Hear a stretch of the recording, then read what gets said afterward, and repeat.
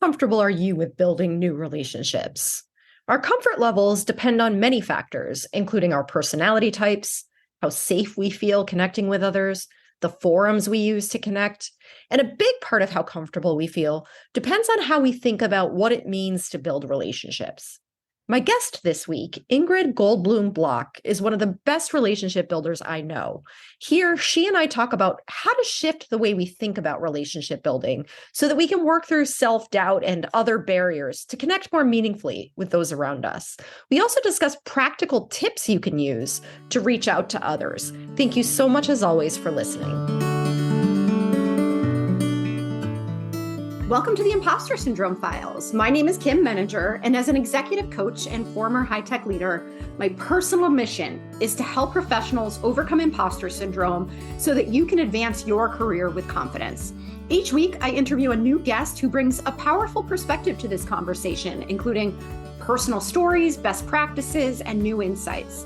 The more we talk about this issue, the more we destigmatize imposter syndrome, recognize that we're not alone, and empower ourselves to access the tools and resources that can help us and those around us.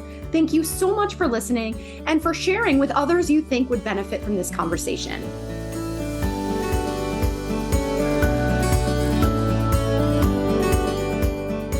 Welcome, Ingrid. It is so wonderful to talk to you again. I've been looking forward to our conversation for a long time, and I would love to start by inviting you to introduce yourself.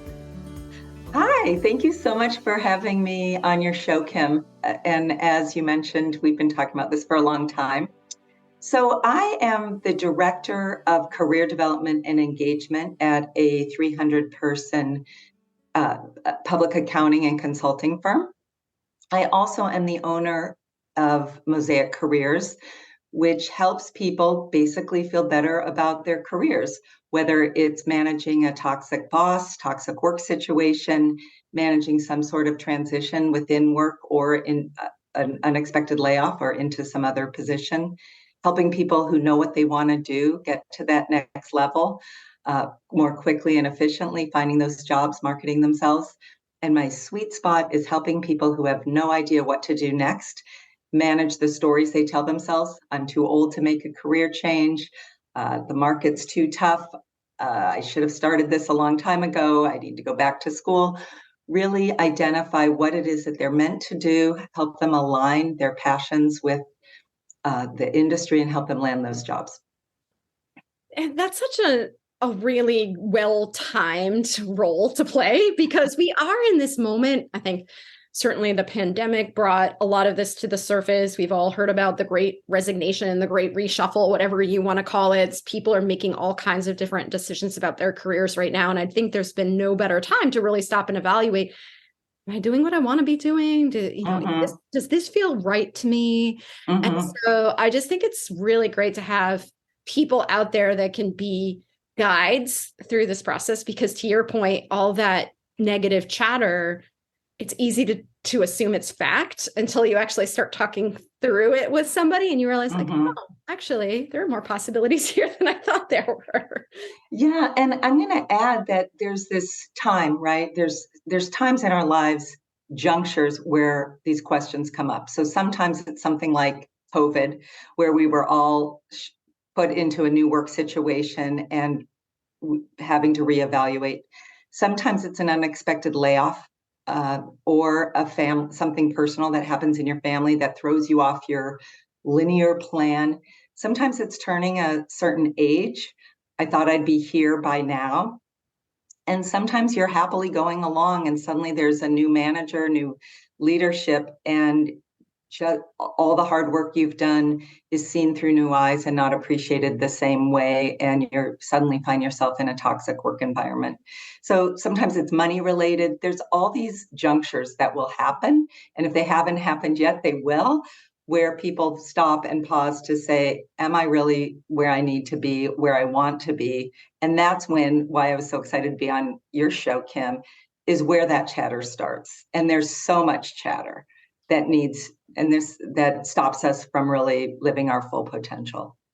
Absolutely. And one thing I want to take a moment to talk about is something that you came and talked to my Thursday Now Leading Humans group, you talked about the portfolio career, which I think is a really interesting concept in this day and age. I think many of us think in either or terms, like either I'm going to go out and do this or I'm going to stay where I am. We don't necessarily see the opportunity to do multiple things at once. Obviously, you're an example of that. You mentioned working for one organization, having your own business too. Can you say a little bit more about the concept of a portfolio career? Sure. So we diversify our money if we have money. Sometimes there's times where we have more than others, but it's a concept that you don't keep all your money in just one location. You might have some bonds, you might have some stocks for long-term planning, you might have your checking account, whatever is happening in your life, you want to spread out the risk. And part of having a portfolio career from a one thought is that you're spreading out the risk in the sense that you have multiple income streams. Some are very low income streams, but it's something maybe that you really enjoy or you're building up a skill set. But what it does is it expands your network. So, for example, you might be a professor or a teacher, and on the side, people are always asking you to proofread their kids' essays, and you just do it out of generosity. Well, you could start monetizing that, and then suddenly you have a portfolio career. You are a full-time teacher with getting paid to do editing or maybe some college counseling on the side. You might really enjoy being outdoors. And I actually know a VP career development person who loves cleaning houses, and she cleans 2 houses. So talk about the thoughts that go on in your head, right? You shouldn't be cleaning houses if you have a master's degree. She loves it because there's a beginning, a middle, and an end, and she actually sees the fruits of her labor. So back to the portfolio career, it's really a way to build skills in a variety of areas, expand your network into more than just one place. So you can start building the portfolio career by volunteering. Let's say you're a finance person, but really wanted to be an event planner. You don't know where to get started. Maybe you volunteer for a nonprofit and you volunteer to be on the events committee. So you start building those skills, meeting people, planning events, and somebody one day says, hey, can you help me plan my kid's bar mitzvah or wedding? And suddenly you have that little income stream. So in my long-winded way, a portfolio career is a collection of income producing or skill producing activities that together make up your career. And really the premise is you are your own business. You are the CEO of your own life, and you are leasing out your skills, maybe full-time, to an organization, to these other things. But it's really an identity shift too. So you're not hanging up your identity just in one area. I have a podcast, webinars on building a portfolio career. So if any of the listeners are interested in this concept, I'd be happy to send you some pre-recorded videos that I've done or additional information on to go deep, because I could spend an hour and a half on this topic. No, that's perfect. And so I have, yeah. We'll put those in the show notes for anybody who wants great. to go deeper. I think that's great. So Ingrid, you and I met because we were connected through a mutual contact. And I want to shift gears now and talk about relationship building, because that is, in my mind, your superpower, right? So you and I met, we had this conversation, and then you have just been this amazing source of new connections for me and opportunities. And we've been talking about diversifying each other's networks. And so this is something that I don't want to put words in your mouth, but think comes more naturally to you than it might come to other people. Can you talk a little bit about your experience with relationship building, how you see it, and we'll just kind of talk a little bit more about how others can learn from you? I can, and here's a perfect segue into appearances and how you see somebody, right? You see me as the relationship building expert where it comes naturally, and what's really going on in my head, which is the chatter. So I'm going to give your listeners a look inside my head, which is when I met you, Kim, and I was awed, right? Here's this person that has built out a huge network, and she has her Thursday group, and she has a podcast. And I really wanted to talk to you. And the thought in my head was, why would she talk to me? She's to fill in whatever blank you want. I had them all accomplished. She's going to be has too many demands on her time. I don't really have anything to talk to her about. All I knew is I thought you were cool and I wanted to talk to you. So part of this is that I'm constantly battling the stories in my head, which are, oh, don't do this, or you'll be too this, whatever it is, being too much, not being enough. That even though I'm a career professional, I've been at this over 20 years. I also have my master's in counseling psychology. I've done my own therapy. It still happens. I'm a woman in society battling this. So step one, yes, I'm an extrovert. Yes, the appearances are, it comes easily to me. It doesn't always. When it does come easy, and it doesn't matter if it's an extrovert or an introvert, is when I meet somebody that I connect with, and I then force myself a little bit to then say, wow, I really like this person. I'm going to take it to the next level. And I think 90% of people, maybe 95% of people have that was a fun conversation, or I really like that person. And then the chatter starts and they never go to that next level. Mm-hmm. So I think my superpower is really, I fight my chatter to take things to the next level. So I told you earlier when we were getting ready for this conversation, if I could get paid to network and help people build relationships all day long, that's what I would do. So I think that people think about networking and relationship building as their worst case scenario, right? Going into a professional association meeting by yourself with all these strangers. And I think that's the worst way to network. Instead, whenever you're in a group situation, I seek out that one person. I might not even seek them out. I might just be listening and I hear them. And I think that is somebody I want to get to know better. Then I race home. And then in the comfort of my own home, I'll reach out through LinkedIn or email to say, I heard you speaking on the panel, or I met you briefly at fill in the blank. And I was wondering if you'd be open to a follow-up conversation. One of the things I'm finding, especially now that everything's gone online, is doing the exact same thing. If you're in a webinar where they do breakout rooms, reach out afterwards to somebody that was in your breakout room. So I've done that too, where I didn't even speak to the person, but I said, I happen to be in a breakout room with you. I really found what you talked about interesting. And I was wondering if you'd be open to having a follow-up conversation. The worst they could do is not respond or say, I'm too busy. You're no worse off.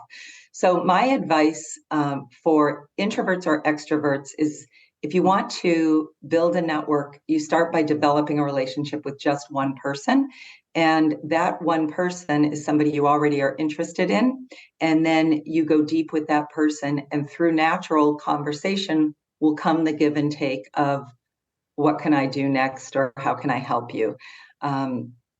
And so I think no matter what, if it could be somebody at work that you in a different department that you're interested in. Maybe you want to move over to the marketing department. Who is in the marketing department that you might have passed in the lunchroom or seen at a company outing? You could reach out and just say, I know we've never had the opportunity to have a proper conversation. Any chance you'd be up for a virtual coffee? I'd really like to hear more about what you do and get to know you better. So you can network internally. You can think about somebody that you haven't been back in touch with in your network from years back and say, wow, I can't believe it's been 5 years. Love to do a catch up. Or it could be something like us, Kim, where we were introduced. I can't remember how we initially were introduced, but being willing to do that follow up one-on-one. So it's not about schmoozing. It's really about personal outreach. I think the other piece is not just sending these blanket, I'd like to connect with you on LinkedIn, but you're building a relationship from the moment you reach out to somebody on LinkedIn and say, I'd like to connect with you. So why do you want to connect with them? How do you know them? What do you want to do with that connection? I also have a tips sheet that I actually just did for a talk that I'd be happy to share with anybody. 10 tips for building your relationship capital. And I even ghostwrite some of those emails or LinkedIn requests to help you get started. So there's information out there. It's that thought that you have to say, I wonder where there's information, or I wonder who I could connect with, or I wonder how, and changing your thought tapes, right? Those negative tapes that you talk about, Kim, a lot, which it's very easy to say, I can't, I won't, I shouldn't, or I should, right? Those stories, be a good little girl, stay in your lane, to I wonder who, I wonder how, I wonder if, which is really that design thinking framework. So I love everything that you just said. And I want to go back a bit to when you talked about the messages that are going on in your head, because I think this is really important. And I'm so glad you shared that so honestly with us, because I think that sometimes we assume there are people who do this and people who don't, right? As opposed to the fact that there are intimidating moments for all of us, no matter how comfortable or uncomfortable we are with the idea of building relationships with people. I consider myself an extrovert. I love to build relationships, but there are definitely times when it comes more naturally to me than others. And there's also anxiety, because as humans, we are afraid of rejection. We do not ever want to be rejected, and we will go to great lengths to avoid that possibility. And so it's easier to just tell ourselves the story that, oh, that person's too busy. Or if you had followed through on your thinking that, like, oh, what would she want to talk to me about, right? We wouldn't be having this conversation right now. We wouldn't have developed the relationship that we have been developing. And so I think that just really recognizing where you may be prioritizing the need to protect yourself over the opportunity to connect more broadly with other people. Because to your point, the worst they can say, most people aren't going to respond and say, why the heck are you reaching out to me, right? That's so inappropriate. What they're going to do is they're just not going to respond at all. And there could be any number of reasons for why they didn't do that. And to your point, you're no worse off than you were before that. I love what you said about prioritizing, because at the end of the day, it's a choice, but it means that you have to stop and know when it's going on in your head. So, right, there's that fight or flight response of protection that's just so automatic. I also think there's the stories of how we've grown up that are so automatic, which is don't be greedy. I'm thinking about, I teach something on salary negotiations, right? And the stories of there's a plate of cookies. Don't be greedy, just take one. Better share. The stories of how will I be perceived. So there's the stories of also don't be a bother, right? So depending on how you grew up, you might have some childhood trauma of being told stories, right, that you're a bother, you're taking up too much space, or stay in your lane. I've actually been told that through work situations before. So you get told to be smaller sometimes. And it really comes down to, okay, do I want to continue this narrative, or, oh, here it is again? That's more what I do. It's not, do I want to continue? It's like, oh, hello there. Now I have a choice to make. I can decide to keep it going, or I can choose something different. But every single time it's a choice, right? And with that choice comes those feelings in your stomach or wherever they are. And that's why I try to practice some deep breathing throughout the day, especially during those anxiety producing times, because that can sort of rewire your nervous system so you're willing to take a risk. Absolutely. And I love the way that you describe the outreach, because I often think about when I'm talking with people during my presentations or workshops, I'm often talking about the internal networking, but it applies across the board. This idea of connecting around 3 key things that have nothing to do with asking for anything, right? Number 1 is curiosity. You're interesting to me. you seem to have an interesting story and I want to learn more. Number two is respect. I respect you as a leader, as a human, right? Like I want to learn from you.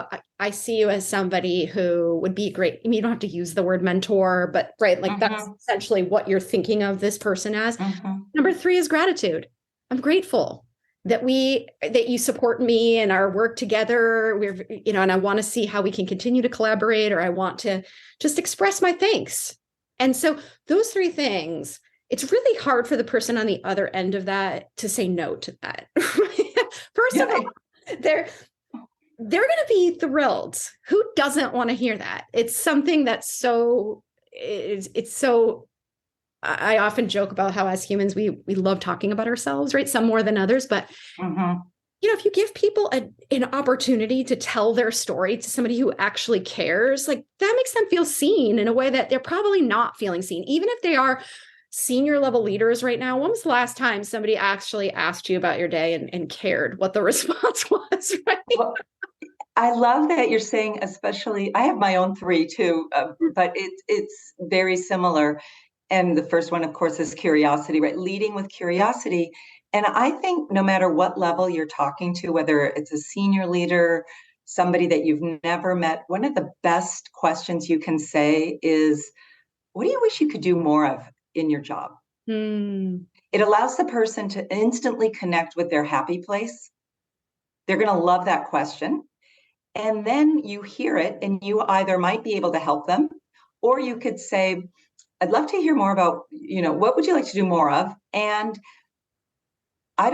you either will have a solution or say, I wish I had a contact to help you with that, but I'm early in my career, but I'm going to remember this. And when I come across something that might help you do more of what you want to do, I'm going to send it your way. So you're already leading with generosity, and which I think you said is your third.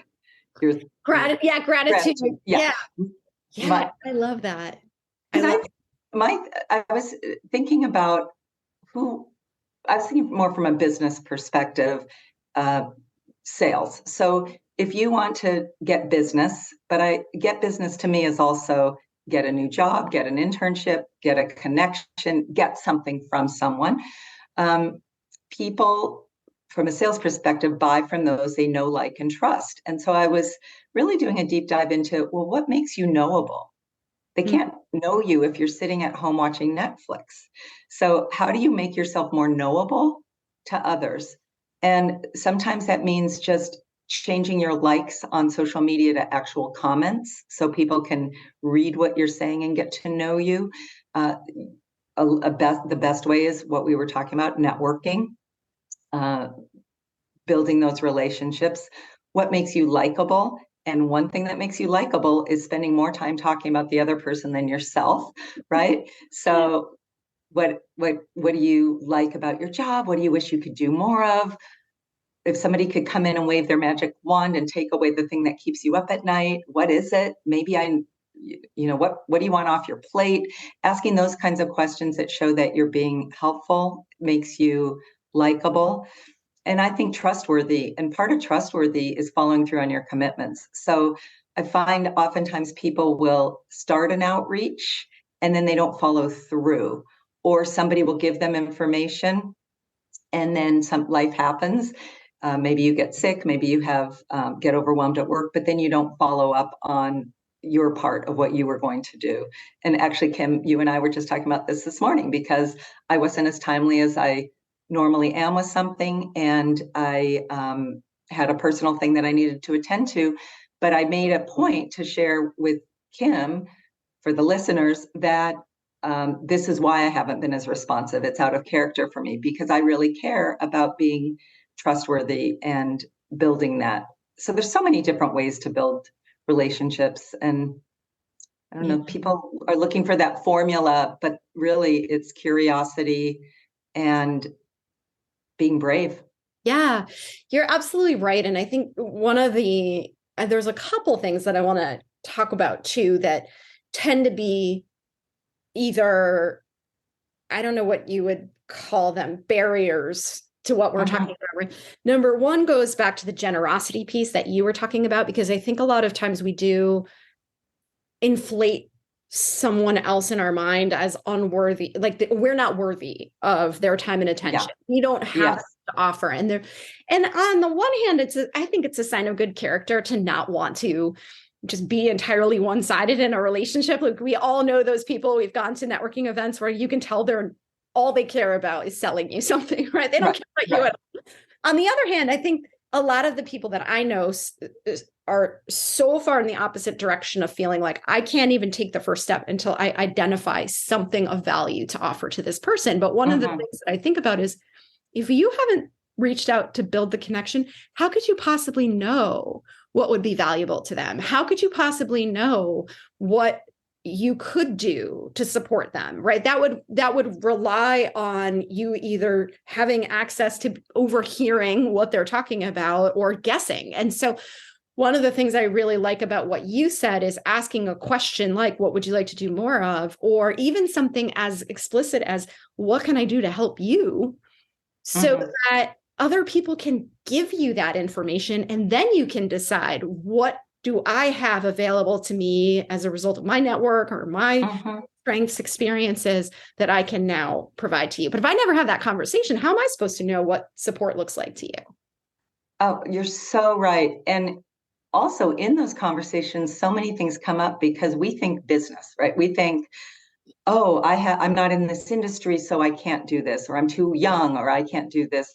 In my networking, I've ended up talking about kids, talking about parenting, talking about lawn care, spouses, managing being two people working from home, talking about boss situations, reverse mentorship, wondering what's new and next, and wanting to talk to a 22-year-old who knows more than I do about a lot of things. So I think by just starting that genuine conversation, you get to know somebody better. And just saying, I'd like to talk to you.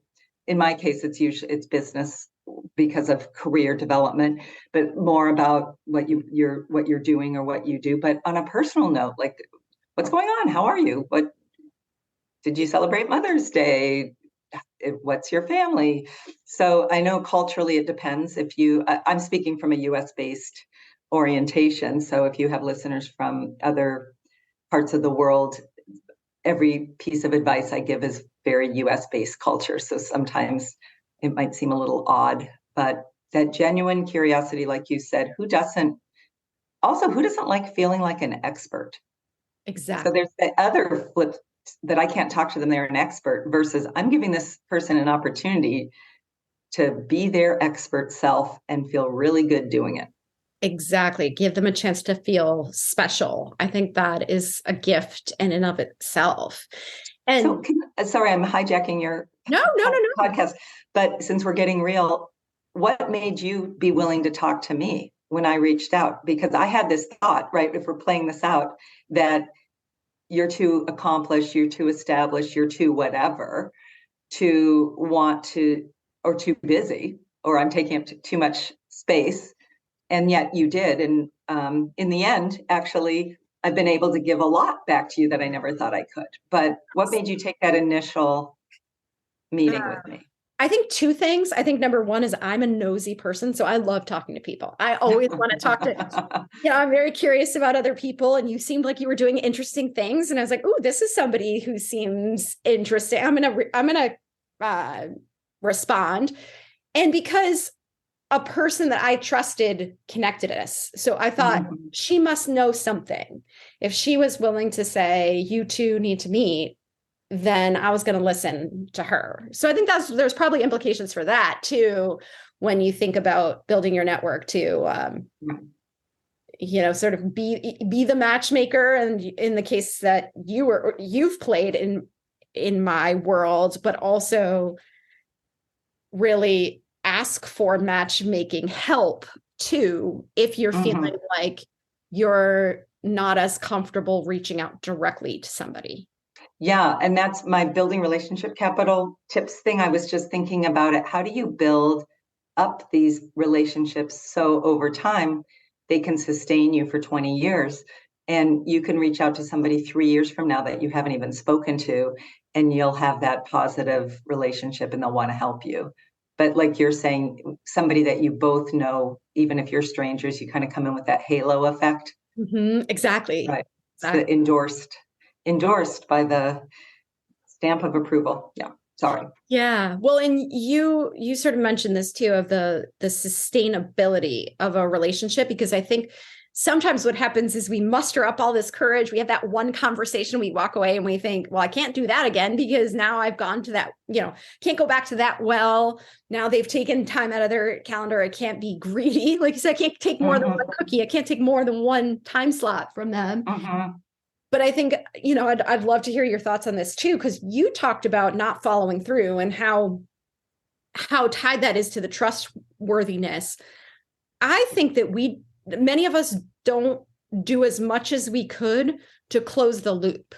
So if, for example, you have made some really powerful introductions on my behalf, and if I didn't come back to you and say, hey, thank you for that, here's what happened.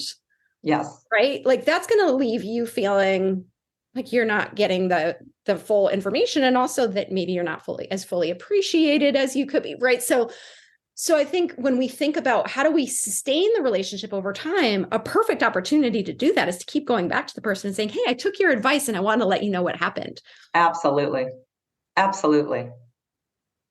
And also I have, it's on my tip sheet if you write to me, but it's sometimes I sit down and when I'm on my own, just kind of go through my contacts sheet. I'll look on LinkedIn. I know you showed me, Kim, different ways that you can download into an Excel and sort from LinkedIn that way. Or just thinking through, okay, who are these top people and who do I want to get back in connection with or talk to? And then I will go out and curate an article or go find something that I can just send to them to say, came across this article on, Chat GPT and career development trends, thought of you because of XYZ. So I have this give to get model, which is what can you give to your network? But it takes planning and it takes work. And I think that sometimes, especially we're so busy, we're so used to this immediate gratification that really this relationship building is a long game. It takes time, takes effort. You got to follow up. My son just landed a nice PhD program and I coached him. I said, okay, so you need to write in your LinkedIn the announcement that you're doing it, thank and tag the people that helped you get there. And suddenly he's inundated with 30 people responding, congratulations. And I said, here's a learning opportunity. You're not responding to them. And if you don't, suddenly all this goodwill that you've created, it's like what they took time to respond and you didn't thank them. So here's how you thank each and every one. Couldn't have done it without you. Thank you for your advice. So really, there's times where people think they're closing the loop, but they're not, or they're falling off. So it does take time. And I think my best advice for anybody who's listening, because it can seem overwhelming, like, oh, now I have to network and now I have to follow up, is just pick one thing that's the most comfortable for you of everything we're talking about and try something a little bit new. So rather than 5 things, like what's one thing you could try? I'm glad you said that. Yeah. Yeah, I think that's a very good point, because you can always add. If you try to do everything, you will feel overwhelmed, and it can easily do nothing. Yeah, exactly. It feels like a second full-time job, and then we just freeze and we don't move forward. But if you pick one thing and then it becomes part of your standard routine, then you can add something else later and keep expanding over time. And you've mentioned a couple of times the tip sheet that you have. I want to let everybody listening know that if you reach out to Ingrid, she has generously offered to share that with you. So if you are interested, you can reach out to her. Her contact information will be in the show notes. Any final thoughts? Because I could talk to you about this all day. I know we could keep going on and on. There's so much here, but any final thoughts? Anything we missed that you would want to share in terms of anything we missed? I could be on for a marathon. I always go back to really paying attention to those thoughts in your head. And if, let's say there's something you want to do or somebody you want to reach out to, I go old school, pull out a pen and a piece of paper and just do a thought download. Just write every reason why you don't want to reach out or what's keeping you stuck. And then look at it and ask yourself, is this really a fact or is it a thought? A fact is something that's provable in a court of law. It doesn't have any emotion. Everybody would agree no matter what. If it's not a fact, it's a thought, and thoughts can be changed. You can change them by starting that growth mindset. I wonder if, I wonder how, I wonder who type questions. And that's a great way to get yourself unstuck. So sometimes when you find yourself stuck, or even after listening to this, if you have your thoughts, there's too many things, or then it's like, I wonder if I just listen to the first 10 minutes and see if there's a tip. Yeah, that's a great, I think that's a great practice. Just get it all out there, right? And then, because a lot of times we're just accepting at face value that our thoughts and fears are facts and that they're not. So Ingrid, where can people find you if they want to connect and learn more? Well, thank you. So right now I've streamlined. I'm on LinkedIn and I'm using my LinkedIn as my website homepage. So please reach out. But if you do not customize your LinkedIn invitation, I won't know that you were one of the listeners. You might feel that you know me better because you've just listened for half an hour, but I have no idea who you are. So please customize an invitation so I know who you are. You can also reach me, Ingrid, at mosaiccareers.com. And that will go directly to, I read every single one of those emails and I personally respond. And I think that that's the most streamlined way. And I think Mosaic Careers, because we are all like a mosaic, many different pieces that can be put together in new ways to have new patterns and possibilities, and all of them are beautiful. So there's no one way to put your life together and your career together. And I will tell you, I've helped and coached and talked to people at all ages or stages of their career. There's a woman who was 89 saying, I want to figure out what to do next before my 90th birthday. So it is standard now to have multiple careers, and it's really challenging those stories you're telling yourselves that is getting in the way and making you feel like you don't deserve or you can't, right? Which is why I love talking to you, Kim, all the time, because our stories about our career is so parallel to us feeling like imposters into our own life, or imposters into other people's lives. Yeah, thank you so much, Ingrid. I so appreciate this conversation. So grateful for our relationship, and we will have all of your information in the show notes once again for anybody who's interested. Thank you so much for having me. This was fun. Thanks so much for listening to the Impostor Syndrome Files. If you would like to continue this conversation in a safe and trusted space, I would love for you to join my virtual discussion group every Thursday at 12 p.m. Eastern. For the past several years, the group has been limited to women, but it is now open, regardless of gender, to anyone who is interested in exploring and troubleshooting common workplace challenges, building better awareness of ourselves and others, and becoming more inclusive allies at work. Check out the show notes for more info on how to find us, and please join us next week for another episode of the Impostor Syndrome Files.